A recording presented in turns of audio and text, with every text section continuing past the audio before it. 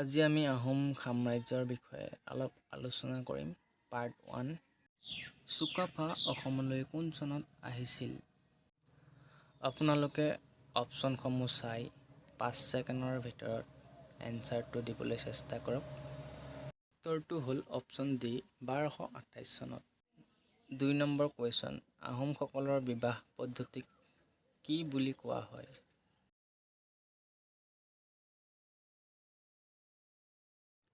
চকলং বিবাহ বুলি কোৱা হয়। 3 নম্বৰ কুৱেশ্যন, আহোমৰ শেষ ৰজাজনৰ নাম কি?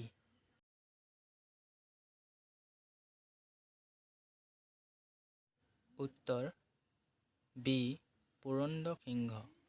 4 নম্বৰ কুৱেশ্যন, প্ৰথম মোৱামৰীয়া বিদ্ৰোহ সময়ত আহোমৰ ৰজা কোন আছিল? উত্তৰ লক্ষ্মী সিংহ।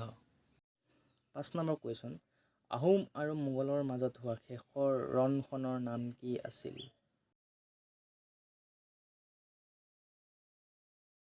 উত্তৰ ইটাখলী ৰণ।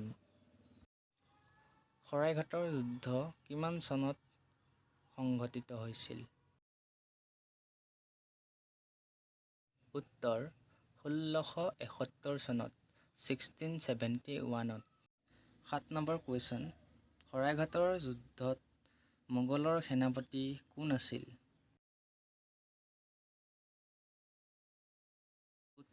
উত্তৰ এ, ৰামসিংহ। 8 নম্বৰ কুৱেশ্যন, চুকাফাই প্ৰথমে ক'ত ৰাজধানী পাতিছিল? উত্তৰ চৰাইদেউত। 9 নম্বৰ কুৱেশ্যন, স্বৰ্গদেউ উপাধি গ্ৰহণ কৰা প্ৰথম আহোম ৰজা কোন আছিল? উত্তৰ চুহুংমুহুং।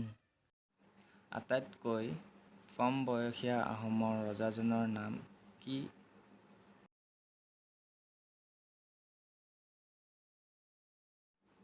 উত্তৰ চুলিকফা। 11 নম্বৰ কুৱেশ্যন, শিৱদৌল কোনজন ৰজাই নিৰ্মাণ কৰাইছিল?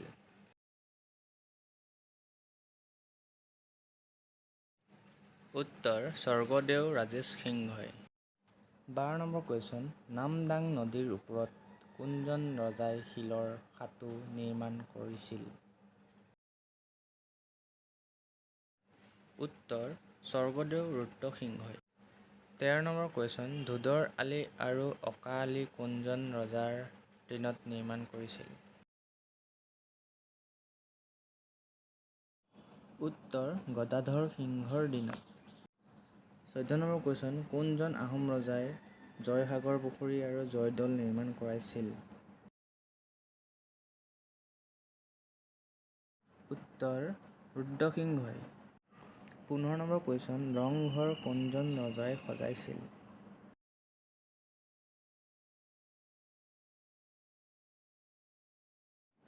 উত্তৰ স্বৰ্গদেউ প্ৰমোদ সিংহই। 16 নম্বৰ কুৱেশ্যন, শৰাইঘাটৰ যুদ্ধত আহোমৰ সেনাপতি কোন আছিল?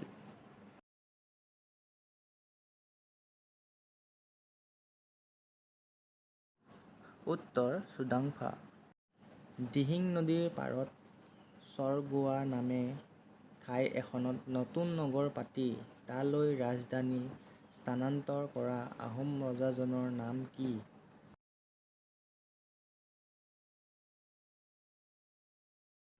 উত্তৰ লাচিত বৰফুকন। 18 নম্বৰ কুৱেশ্যন, ৰুদ্ৰসাগৰ পুখুৰী কোনজন ৰজাই খন্দাইছিল?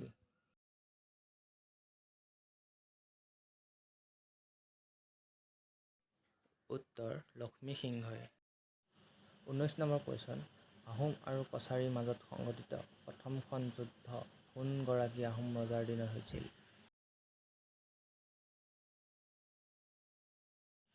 উত্তৰ অপশ্যন ডি, চুহুংমুহুং। 20 নম্বৰ কুৱেশ্যন, আহোম স্বৰ্গদেউসকলে অসমত কিমান বছৰ ৰাজত্ব কৰিছিল?